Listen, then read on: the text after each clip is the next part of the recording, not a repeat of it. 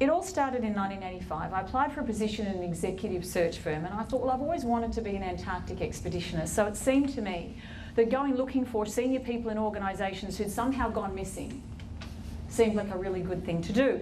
But then, of course, I found out that executive search wasn't that at all, and I was far too young and inexperienced, I was told, to actually work in the executive search division. But they did find a home for me in the personnel department, and they said I was allowed to recruit people who earned up to $100,000 a year or less. And that was an awful lot of money at the time, so I got stuck into that.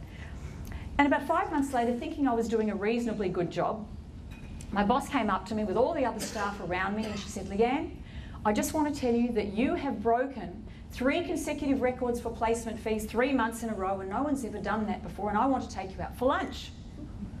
I thought, well, that's pretty fantastic. So the next day there I was, hobbling in my high heels along the cobblestones of Hardware Lane in the city, and she took me to Campari's.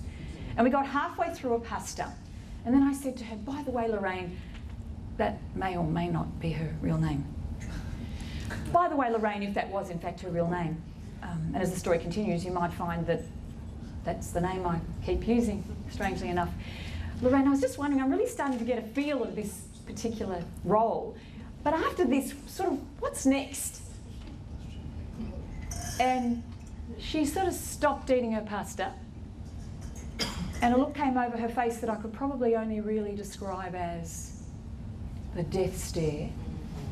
And she said, the next job after your job, Leanne, is my job. And I did your job for 11 years before I got my job.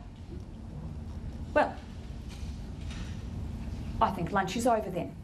I thought, I didn't even get any tiramisu. Anyway, the next thing I know, I'm hobbling again, in my high heels, over the cobblestone laneways of Hardware Lane, going back in the other direction, wondering what I did wrong. Anyway, despair turned to joy a few months later when I found out I was expecting our son Anthony. And then joy turned to despair the other way when I found out that I actually had to have surgery during the pregnancy. So I went off, had the surgery, took a few weeks off, and then rang her on the Thursday evening and said, Lorraine, I'm happy to tell you that I'm able to come back to work. I got the all clear, can I start back on Monday? And she said, oh, Leanne, I'm so sorry. You see, it's got really, really quiet over the few weeks you've been away, and I'm afraid because you were the last person to join us, we're going to have to let you go. But I'll send you your commission check, and I wish you all the very best for the future. And there was just something in me that said, no, I'm not prepared to go quite like that. So I said, well, no, thank you. Don't know what I was thanking her for. Thank you, but I'd like to come to work, and I'd like to pick up my check, and I want to say goodbye to my friends. So the next morning I went out and I bought myself a maternity dress, and I bought myself a pair of purple, mauve and lime green patent leather flat shoes. And that afternoon, with all the dignity I could muster, I walked in there, and the staff nearly died of shock because, of course, what they'd been told was Leanne practically died on the operating table and she's never going to be able to return to paid employment again.